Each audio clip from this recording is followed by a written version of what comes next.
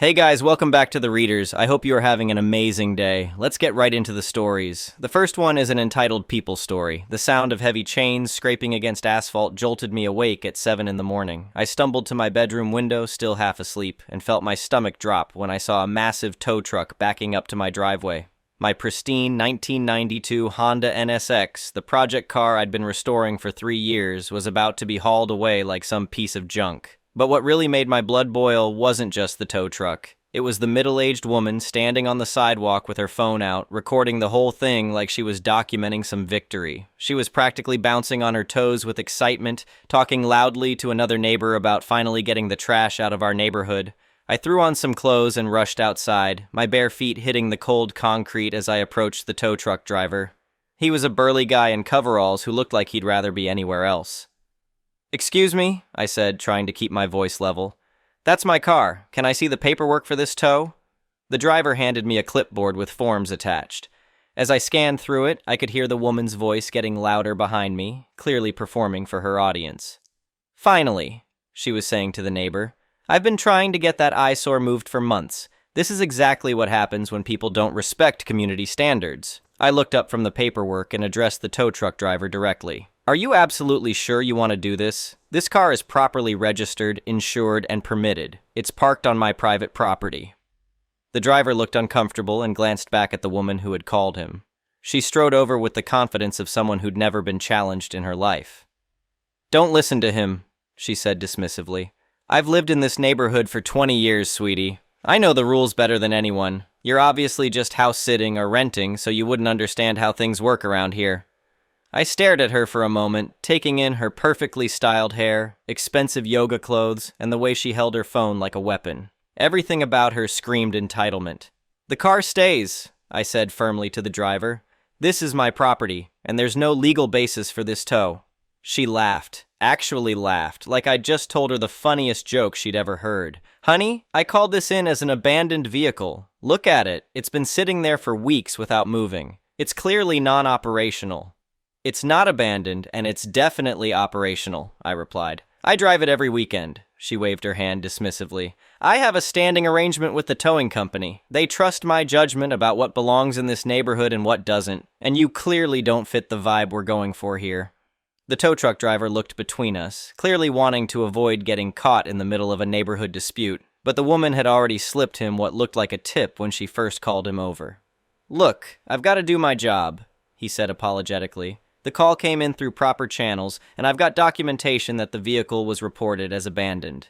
"Consider the tow fee a stupid tax," the woman said with a smirk. "Maybe next time you'll think twice about parking your junk where decent people have to look at it."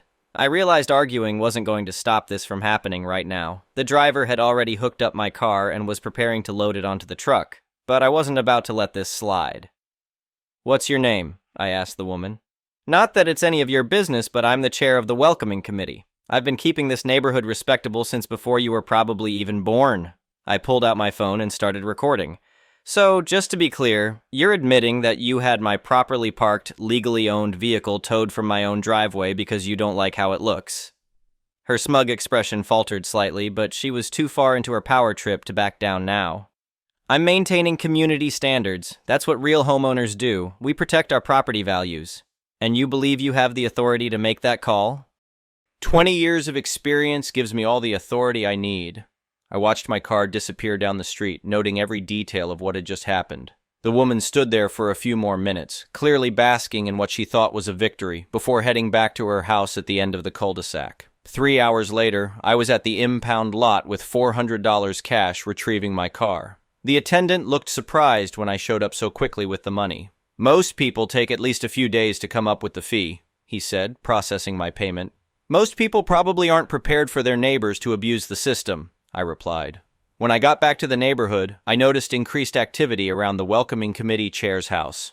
There were catering trucks, flower delivery vans, and people setting up tables in her backyard. I remembered her mentioning something yesterday about a neighborhood garden event. Around 2 in the afternoon, I decided to take a walk and see what all the fuss was about. The garden party was in full swing, with maybe 30 people milling around her elaborately landscaped backyard, sipping wine and admiring her rose bushes.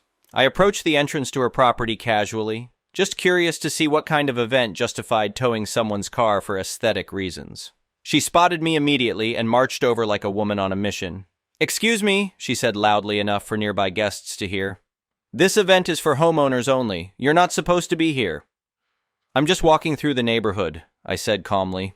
"Public sidewalk and all." "Well, you can't come onto my property. This is a private gathering for people who actually belong in this community." I pulled out my phone again and started recording. Several other guests had turned to watch our conversation, clearly sensing drama. "So yesterday you had my car towed, and today you're telling me I don't belong in my own neighborhood?" Her face flushed slightly, but she was still riding high on her perceived authority. "I did what was necessary to maintain our community standards. You parked that piece of junk right where everyone could see it during our garden gala weekend. It was an eyesore that reflected poorly on all of us. You had it towed to teach me a lesson about respect," I said, making sure my phone captured her response clearly. "Exactly. People need to understand that there are consequences for not fitting in. The tow fee is basically a stupid tax for people who don't get how things work around here." Perfect. I had everything I needed on video. "Thanks for clarifying that," I said, stopping the recording. "Enjoy your party." She looked pleased with herself as I walked away, probably thinking she'd successfully intimidated me into submission. Little did she know that her admission was going to cost her far more than the $400 she'd forced me to spend. That evening, I spent several hours drafting a formal complaint and demand for reimbursement. I made sure to cite the relevant sections of our HOA bylaws, particularly the clauses about harassment and fraudulent reporting. I also included a transcript of our recorded conversation where she admitted to having my car towed for personal reasons rather than any actual rule violation. Monday morning arrived, and I submitted my complaint through the proper channels. By Tuesday afternoon, I received notification that an emergency board meeting had been scheduled for Thursday evening to address a serious violation complaint. The meeting was held in the community center, a bland conference room with fluorescent lighting and cheap folding chairs. I arrived early and was surprised to see the welcoming committee chair already there, sitting in the gallery section and chatting with a few other residents. She looked confident, maybe even excited, like she was expecting some kind of vindication. "I can't wait to see this," she was saying to another woman. "Some people just need to learn the hard way that actions have consequences." Other board members started filtering in, taking their seats at the front table.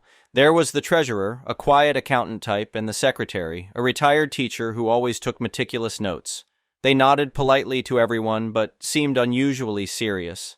At exactly 7 o'clock, I stood up from the gallery and walked to the front of the room, taking the center seat at the board table. The room went completely silent. I could see confusion spreading across several faces, but none more shocked than the welcoming committee chair.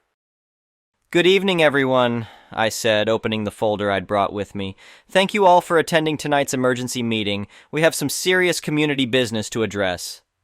The chair of the welcoming committee looked like she'd been slapped. Her mouth actually fell open as she realized what was happening. "Wait," she said, her voice shaky for the first time since I'd known her. "You can't be serious. You're not actually on the board." "Actually, I'm the newly elected president of the HOA board and head of the Architectural Review Committee," I said, pulling out the official documentation. "I was elected 6 months ago through our online voting system when the previous president moved out of state." Her face went through several shades of red as the implication sank in. "That's impossible. There was never any notice about elections." The secretary spoke up from beside me. "All residents were notified via email and through the community portal. The election was held according to our bylaws, with a 2-week voting period." "I don't use computers," the chair stammered. "Nobody told me there was an election." "Digital notification is considered adequate notice per our updated bylaws," I said calmly. "But that's not why we're here tonight." I opened my folder and pulled out the printed screenshots of the towing company's report, along with photos of my car and the transcript of our recorded conversation. "We're here to address a formal complaint regarding harassment and fraudulent reporting by a community member," I continued. "Specifically, the false reporting of a properly registered and operational vehicle as abandoned, resulting in an unauthorized tow from private property." The treasurer leaned forward, reviewing the documents I'd distributed. "This says the complainant admitted the tow was motivated by personal aesthetic preferences rather than any actual rule violations." "That's correct. The respondent stated on video that she had the vehicle towed to teach the owner a lesson about respect and community standards. She also referred to the tow fee as a stupid tax for people who don't fit the neighborhood vibe." The welcoming committee chair jumped to her feet, her composure completely gone. "Now wait just a minute. I was trying to protect our property values. That car has been sitting there for weeks, and it doesn't match the aesthetic we've worked so hard to maintain. The vehicle in question is a 1992 Honda NSX, which is actually quite valuable and well-maintained, I said, sliding a photo across the table. It's registered, insured, and parked legally on the owner's private property. More importantly, there's nothing in our community guidelines that regulates the make, model, or age of vehicles parked in residents' driveways. The secretary was taking notes furiously as the chair continued to dig herself deeper. Well, it should be regulated, she said defensively. I've been keeping this neighborhood respectable for 20 years. I know what's best for our community values. Unfortunately, your personal opinions about automotive aesthetics don't override our established procedures for addressing genuine rule violations, I said. And they certainly don't authorize you to file false reports with towing companies. I pulled out another document, this one with the HOA's official letterhead. According to our bylaws, harassment of fellow residents is grounds for immediate removal from any volunteer positions and potential fines. Fraudulent reporting that results in financial damages to other residents is considered a serious violation. The treasurer was nodding as he reviewed the paperwork. The financial damages here are clear: $400 for the tow fee, plus the time and inconvenience of retrieving the vehicle. Plus legal and administrative costs for processing this complaint, I added. The total reimbursement demand is $650. The chair looked like she might faint. This is ridiculous. You can't fine me for trying to maintain community standards. We're not fining you for maintaining standards, I said patiently. We're holding you financially responsible for filing a false report that resulted in the unauthorized removal of another resident's property. You admitted on video that the tow wasn't based on any actual rule violation. The secretary looked up from her notes. The video evidence seems pretty conclusive. The respondent clearly states that the tow was intended as punishment for not fitting in rather than enforcement of any existing regulation. Other residents in the gallery were murmuring among themselves, and I could see several nodding in agreement. Apparently, the chair's heavy-handed tactics had rubbed more people the wrong way over the years. Furthermore, I continued, given the serious nature of this violation and the abuse of perceived authority, I'm recommending that the respondent be immediately removed from her position as chair of the welcoming committee. You can't do that, she said, but her voice lacked its usual conviction. I've been serving this community for decades. Serving the community doesn't include harassing residents or filing false reports, I said. The welcoming committee is supposed to help new residents understand our actual rules, not enforce imaginary standards based on personal preferences. The treasurer was reading through more of the documentation. It looks like there have been several informal complaints about overly aggressive enforcement tactics over the past few years. Nothing formal was ever filed, but there's a pattern of behavior here. I had prepared for this moment, knowing that other residents had likely experienced similar treatment but hadn't known how to fight back effectively. The board needs to send a clear message that this kind of behavior won't be tolerated, I said. Residents shouldn't have to worry about arbitrary harassment from volunteer committee members who think they have more authority than they actually do. The chair was looking around the room desperately, probably hoping for support from other residents. Instead, she was met with uncomfortable silence and a few disapproving looks. All in favor of removing the respondent from the welcoming committee and requiring full reimbursement for damages? I asked. The vote was unanimous. Motion carries, I said. You'll receive formal notification of the decision and payment requirements within 48 hours. The chair gathered her things with shaking hands, her face a mix of humiliation and fury. As she headed for the door, she turned back one more time. This isn't over, she said. I know people in this community. You won't get away with this. Actually, it is over, I replied calmly. And if you continue with any form of retaliation or harassment, we'll be having another conversation about potential legal action. She stormed out, slamming the door behind her. The aftermath was swift and satisfying. Within a week, word had spread throughout the neighborhood about what had happened. Several other residents approached me with their own stories about the former welcoming committee chair's aggressive tactics over the years. One elderly couple told me she had threatened to have their mailbox painted because the color was allegedly wrong according to guidelines that didn't actually exist. A young family mentioned she had tried to get them fined for leaving children's toys in their front yard overnight. Another neighbor said she had complained to the city about their perfectly legal fence because it didn't match her personal aesthetic preferences. The $650 reimbursement was paid promptly, probably to avoid any further legal complications, but the real satisfaction came from watching her scramble to adjust to the new reality where she couldn't just bully people into compliance with her imaginary rules.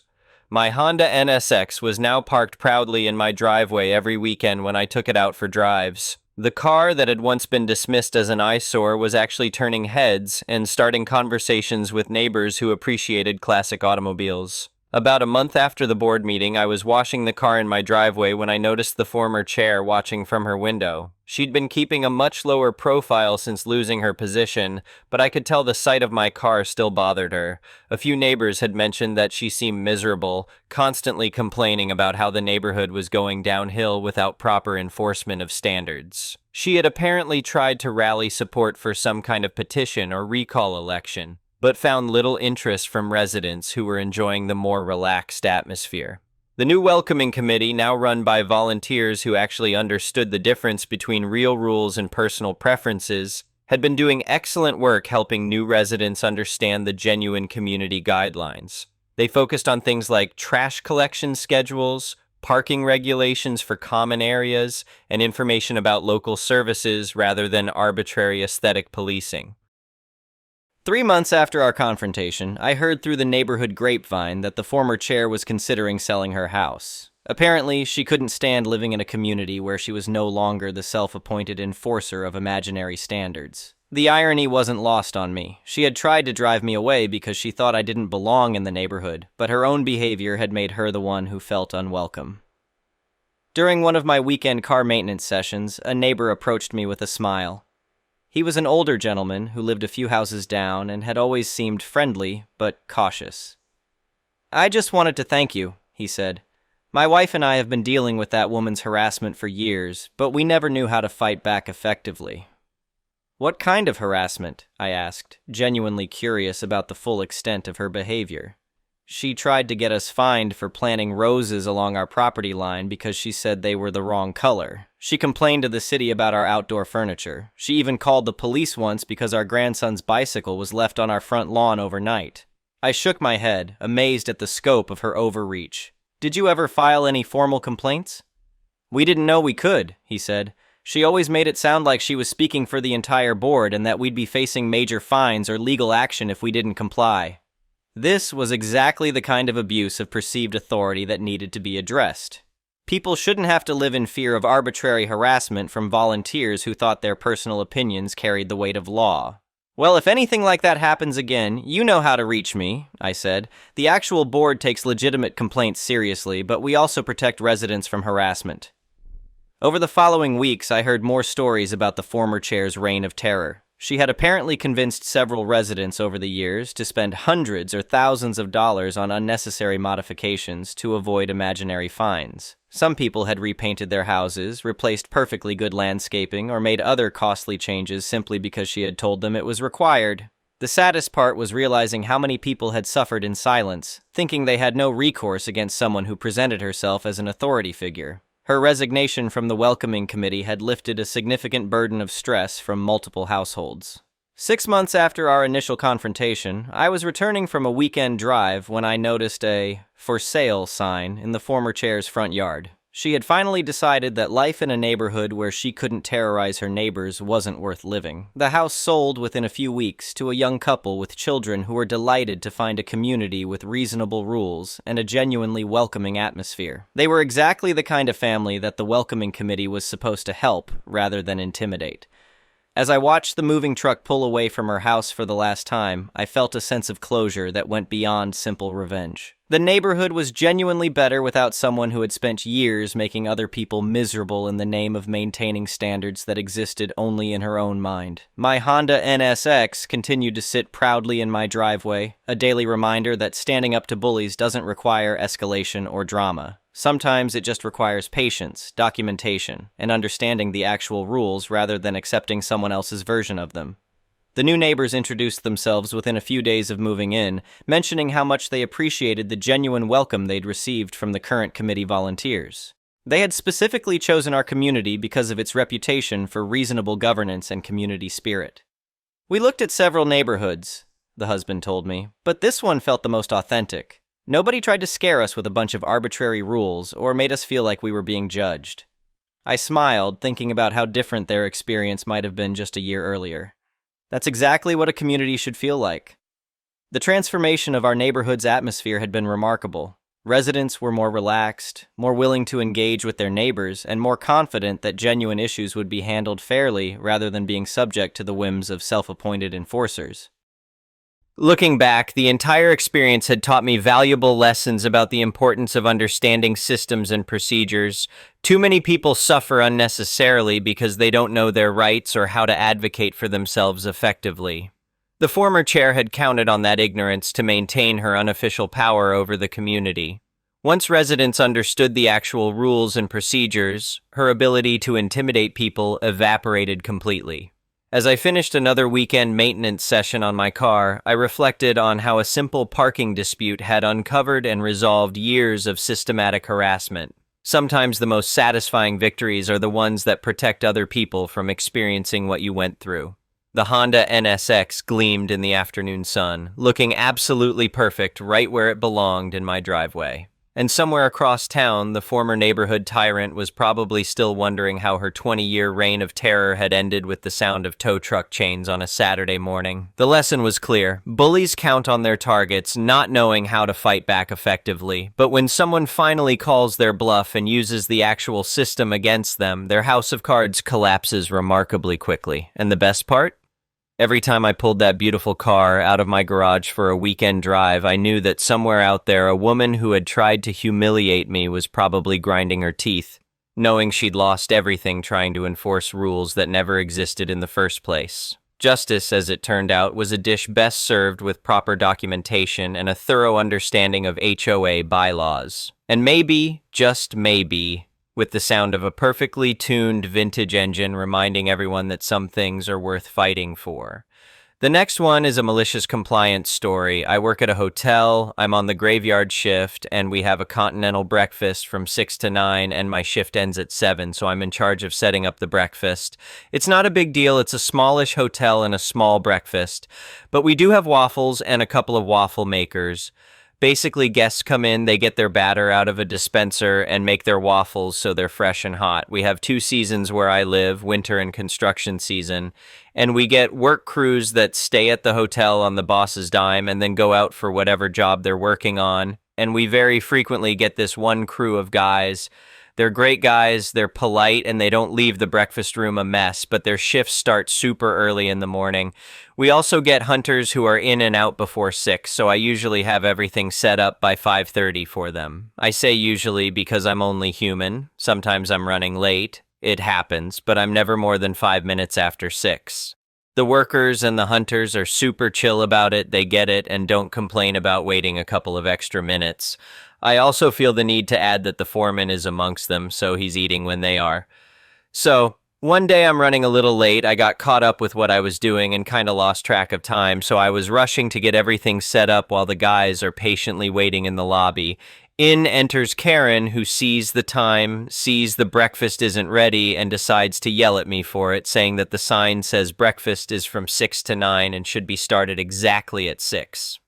I tried to keep working while talking to her so I could get the breakfast ready, but she decided that was rude, so I had to stop what I was doing and stand there with her yelling at me until she ran out of breath and I could finish setting up. Karen complains to the manager. I get a verbal warning that I have to have breakfast open by 6 as I was about 15 minutes behind because Karen was yelling at me when I would have been less than 4 if she'd let me ducking finish. Well, Karen was a stayover, and she was in the next day before 6. The manager refunded part of her stay under guest satisfaction, and I think she was hoping to find me doing something wrong so she could get another refund. But I was on my game and had everything set up by 5:30 like usual. She came in before the workers and saw me sitting at the front desk and sneered about me being lazy when I should be setting up breakfast. I told her the breakfast was already ready to go as the construction workers are entering, but I stand and walk over to block the doorway to the breakfast room and told them that I couldn't let them in because the manager said I had to start the breakfast at exactly 6 o'clock, so I couldn't let them back until then. And as I'm saying this, I'm looking directly at Karen. Slowly heads turn and Karen goes red and mutters something about coming back later and leaves, so I let the guys back. They said it was funny, and like I said, the workers have had to wait a little after 6 before with no problem, and the foreman was there.